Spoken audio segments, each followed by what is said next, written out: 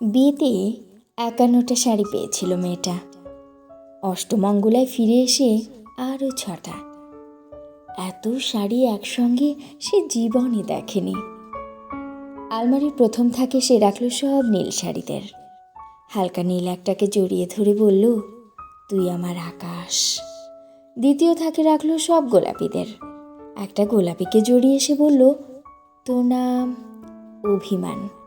তৃতীয় থাকে ৩টি ময়ূর, যেন ৩ দিক থেকে ছুটে আসা সুখ। তেজপাতার রং যে শাড়িটার, তার নাম দিল বিষাদ। সারা বছর সে শুধু শাড়ি উপহার পেল। এত শাড়ি সে কি করে এক জীবনে পরবে? কিন্তু বছর যেতে না যেতেই ঘটে গেল সেই ঘটনাটা। সন্ধ্যের মুখে মেয়েটি বেরিয়েছিল স্বামীর সঙ্গে চাইনিজ খেতে। কাপড়ে মুখ বাঁধা 3টি ছেলে এসে দাঁড়ালো। স্বামীর তলপেটে ঢুকে গেল 12 ইঞ্চি। ওপর থেকে নিচে নেমে ডান দিকে যাকে বলে এল। পড়ে রইল খাবার। চিলিফিশ থেকে তখনও ধোঁয়া উঠছে।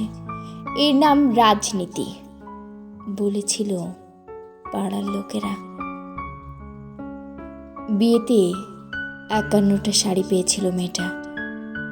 অষ্টমঙ্গলায় ফিরে এসে আরও ৬টা।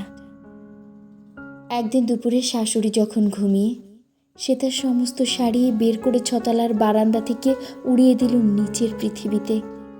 শাশুড়ি পরিয়ে দিয়েছেন তাকে সাদা থান। ১৯ বছরের একটা মেয়ে, সে একা। কিন্তু সেই থানও এক ঝটকায় খুলে নিল ৩ জন পাড়ার মোড়ে। একটি সদ্য নগ্ন বিধবা মেয়ে দৌড়াচ্ছে আর চিৎকার করছে, বাঁচাও বাঁচাও বাঁচাও। পেছনে ৩ জন, সে কি উল্লাস, নির্বাক পাড়ার লোকেরা। বিয়েতে ৫১টা শাড়ি পেয়েছিল মেয়েটা। অষ্টমঙ্গলায় ফিরে এসে আরও ৬টা। বিয়েতে ৫১টা শাড়ি পেয়েছিল মেয়েটা।